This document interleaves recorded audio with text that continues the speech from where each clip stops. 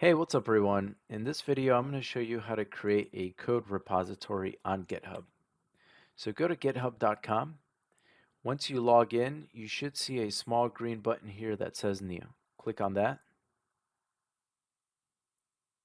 If you have multiple accounts, go ahead and select the account that you want to be on. As for the repository name, keep in mind that repository and project are pretty much the same thing. So go ahead and give it a name. I'll try to give this one the name demo, but I already have another project called demo, so I'll call this one demo 2. You could also give it a description. I'll just type in this is a demo.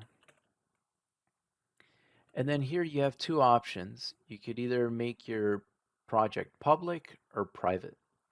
If it's public, it means anyone on the internet can see it, they can download it, but it doesn't necessarily mean that they can push commits to it. So you do have control as to who can push commits and modify your project.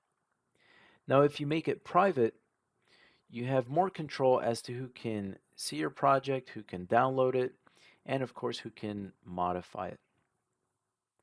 Down here, we have three more options. This option here says add a README file. Now, a README file is just a text file where you can basically type information on the project.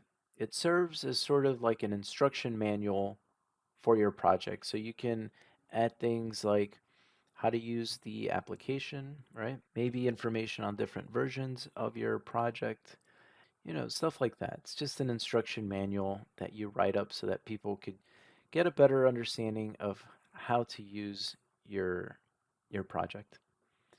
And then here you have an option that says add .gitignore.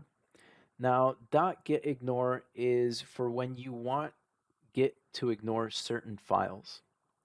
And this is good in the case of when, let's say, you open your IDE and maybe you modify the size of the text, or maybe you change the color theme.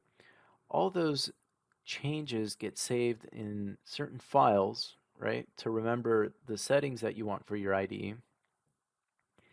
But you don't want those files to be part of your commits. So you don't want to push those onto GitHub and have someone else download them onto their machine because it might mess up the way their IDE works, right? Or they might not necessarily like the same color theme or text size that you do. So, or worse yet, it might prevent the application from running on their machine. So it's those kind of files that you want to add to this .gitignores list. Okay, it's basically a file, and you add the name of files that you want Git to ignore. Okay, so that they're not accidentally uploaded onto GitHub whenever you push code. Okay. All right, and then here you have the option to choose a license. Now this is if you're maybe starting a business, or maybe if you want to make money off of your project. This is basically all the legal jargon. You can tell your users what they can or can't do with the project. So if you're interested in that, you can always click here on learn more to learn more about these options. But that's basically a high level overview of these. Once you're done, you could click on create repository. And there you go. You've basically created a new project.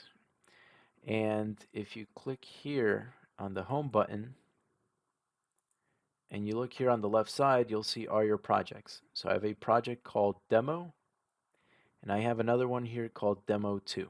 That's the one that we just created, demo 2. All right, so that's all for this video. Thanks so much for watching, and I will see you next time. Thanks.